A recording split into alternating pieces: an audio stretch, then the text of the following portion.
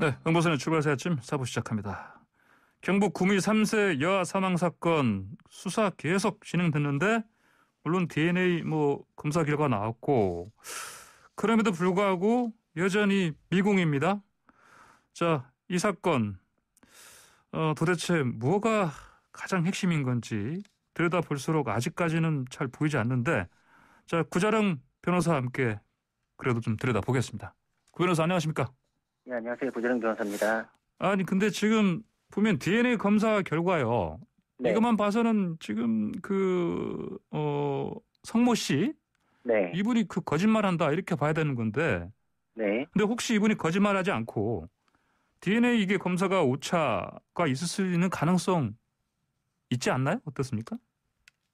그게 근데 사실 과학적으로 생각하기가 참 어렵습니다. 지금 네. 경찰 수사가 비판을 받고 있기는 한데 이게 DNA 검사 결과를 바탕으로 한 뒷받침하는 증거 수집에서 좀 난항을 겪고 있어서 그렇지 예. DNA 검사 결과를 전제로 한 수사 방향 자체가 잘못된 것이라고 보기는 그래요. 어렵고요. 그거는 예.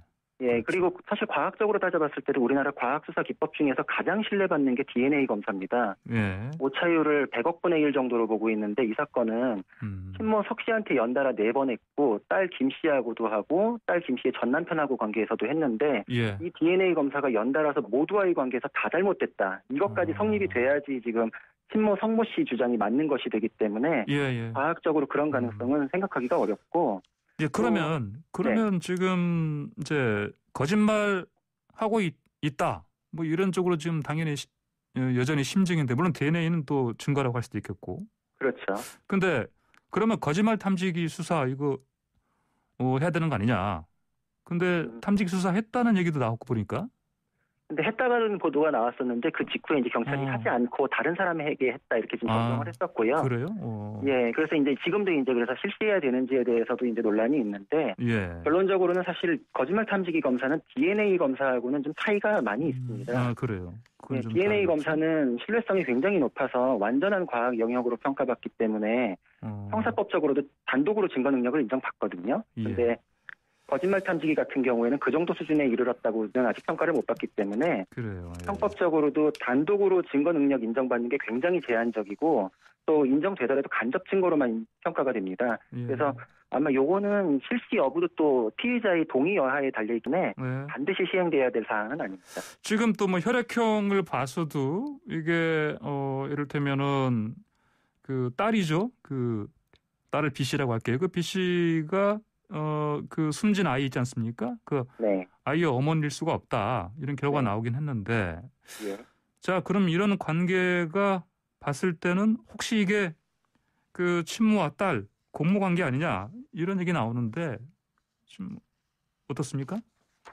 그런 이제 가능성이 최근에 이제 급부상을 했다가 네네. 다시 또 좀 수면 아래로 좀 가라앉았는데요. 그래요. 그게 예. 나온 얘기가 왜냐면은 경찰에서 언론 보도를 할 때 그 딸 부부 사이에 나올 수 없는 혈액형이 나왔다. 예, 이렇게만 이제 보도가 나와가지고 예. 그러면 딸도 외도를 해서 나올 수 없는 혈액형이 나오니까 나올 수 있는 혈액형으로 외도 사실을 숨기려고 아이를 바꿔치기 한 거 아니냐. 예. 그럼 딸에게도 필요성이 이제 있었으니까 그럼 공모가 인정되는 거 아니냐 이랬었는데 예. 그 이후에 이제 경찰 브리핑을 보면은 행방불명된 아이를 지칭한 게 아니라 바뀌어진 아이의 혈액형이 딸 부부에게서 나올 수 없는 것이었다. 그렇죠. 이런 발표로 예. 그렇기 때문에 그거가 나온 이제 상황에서는 딸의 공모 관계를 인정할 수 있는 사실관계는 지금으로서는 별로 없다 이렇게 볼 수 있습니다. 자, 방금 말씀하신 행방불명된 아이 있지 않습니까? 네. 입양설도 있고 사망설도 있고 이게 자칫 우리가 이 사건을 흥미성으로 지금 살펴보는 게 아닌가 이런 걱정이 들기도 하는데 네. 너무 이쪽으로 좀 이게 가능성들이 그냥 무분별하게 지금 이렇게 확대되는 거 아닙니까 이거? 입양설, 사망설. 그렇죠. 근데 또 그게 이 사건의 핵심 진행 사항이기도 해가지고 언론에서 이제 거론을 안 할 수가 없는 게 지금 아이가 바꿔치기 됐다라는 건 DNA까지로 이제 어느 정도 확인이 되는 면이 있는데 그러면은 그 이후에 아이가 어떻게 됐는지 그게 이제 추가적인 그 뒤에 이제 후속 범죄로 이제 연결되는 부분이거든요.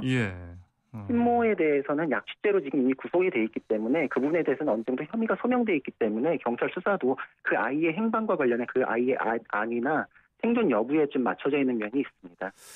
자, 이게 온갖 가정들 이거 추정들 다 나오는데 그러면 이 상황에서요.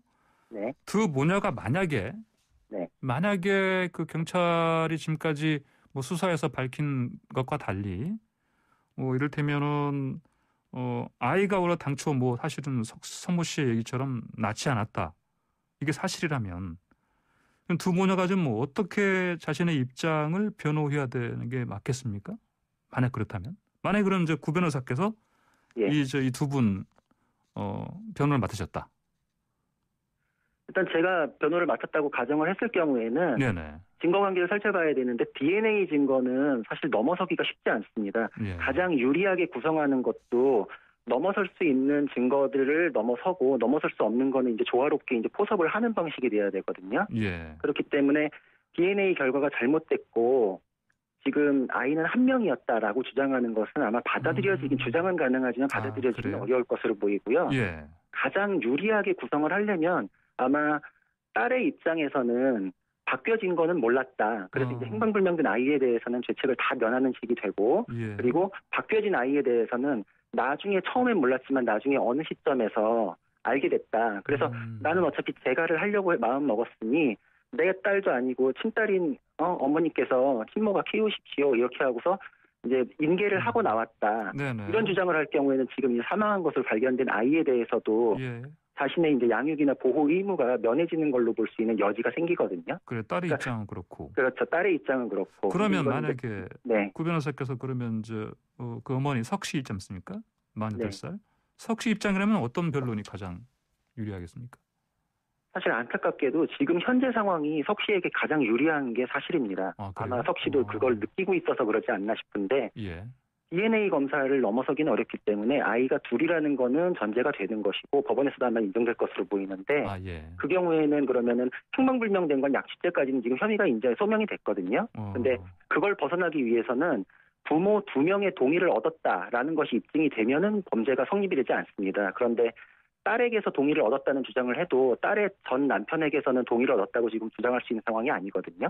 그러면 어차피 죄는 벗어날 수 없는데 딸을 동의를 얻었다면서 끌어들이는 형식이 되니까 죄가 오히려 커지고 그러면 아이의 행방에 대해서도 추궁을 계속 당하게 될 것이기 때문에 차라리 그냥 약취죄까지 인정하고 거기까지는 받아들이고 그 이후는 그냥 미제로 남기겠다. 아마 이런 전략이 있을 수도 있겠습니다.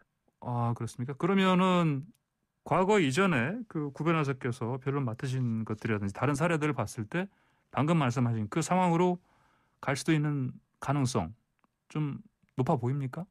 높아 보이고 아마 석 씨 같은 경우에는 알면서 그러는지 제가 보기에는 은연중에 지금 파악을 하고 있는 것으로 보이는데 그 뒤에 행방불명된 아이와 관련해서 분명히 이제 좀 혐의가 또 추가될 부분도 있을 수 있거든요. 그러니까 그 부분에 대해서 나와가지고 계속 죄책이 늘어나느니 여기서 끊으면 이거는 아이에 대해서 사실관계 구성이 안 되거든요.